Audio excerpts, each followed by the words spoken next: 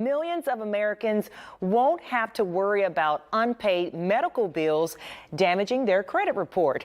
Joining me live this morning to talk about the process is credit repair expert Paul Oster. Paul, good morning. How are you doing? Good morning. Thanks for having me on. Awesome. I'm glad that you're up with us. So can you tell us some insight or give us some context as to how did this new rule kind of come about?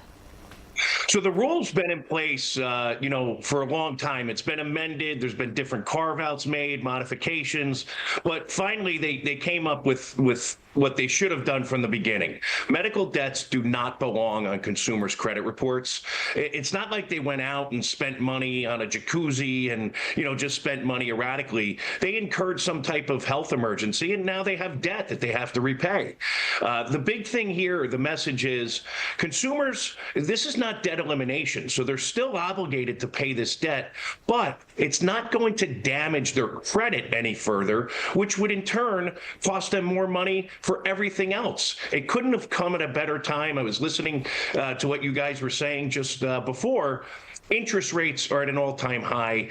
Inflation, cost of goods and services. The consumer has been getting hammered for years and years here. So this is a big win, probably the biggest win for consumers in terms of credit reporting in decades. You're looking at about 15 million Americans that will benefit from this, having about $50 billion of this medical debt erased from their credit report. They should see a significant jump in their scores when that information is deleted from their credit reports. I was just going to ask you that. So if a consumer wants this off of their report, what does that process look like? Who should they contact first?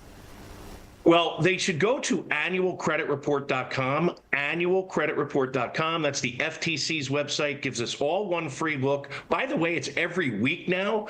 BC, before COVID, it was once every year. So it's a good thing now that's kept in place. You can check those reports every week. So see if any of the medical debt is on your credit report. And then hopefully it just falls off because the bureaus are going to do that. But I know I've been doing this for 20 years, there will be times when consumers will still have those that information on their credit report. They have to be very proactive, contact the credit bureaus and say, listen, you are not allowed to report this information any further. Please delete this information immediately. And if the bureaus don't do it, they might contact the FTC, the CFPB, the Consumer Financial Protection Bureau. But hopefully the bureaus get this right and they delete all of the medical debt and collections off of people's consumers' credit reports. And Paul, that process itself could take, it could take anywhere from weeks to probably months, because they're having to contact and go back and get it removed, right? It could take months. So there's different reporting cycles from whoever's reporting and furnishing the data. So a lot of times this is third-party collection companies that are doing so. The bureaus have their own reporting schedules. So I would say if the information is not off your report within 60 days, that is when you should take action with the bureaus. If they do not comply with your requests, that is when you might contact the Consumer Financial Protection Bureau.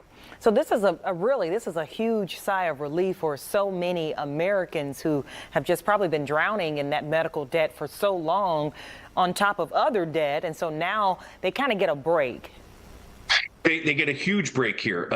Some of the estimates are you're looking at about 20,000 plus additional mortgages that people can now afford every year. And again, it couldn't have come at a better time. The housing market has pretty much been stagnant. So this could be a breath of fresh air for the consumers, for the overall economy. And again, it's not debt elimination, but it was a great move by the current administration to put this rule in place and enforce it and make sure the bureaus are held accountable, the data furnishers are held accountable, and the consumer could walk away. Some of the estimates were as low as 20 points higher with their credit scores. Again, 20 years later, thousands and maybe millions of credit reports that we've analyzed. I'm seeing if someone gets a medical collection on their credit report, they could easily lose 100, maybe 200 points. So this could be a huge, huge win for the consumer, significant points added to their credit scores, and it will free them up.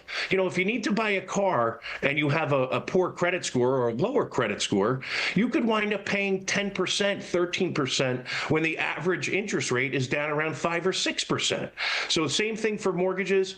Your credit score is going to cost or save you money every single day for every single financial transaction. So again, couldn't have come at a better time. It's a great thing for 2025, a great win for consumers here. Paul, we appreciate you so much for spending time with us on the live stream this morning to talk about this new rule. Thank you, and hope you have a wonderful day.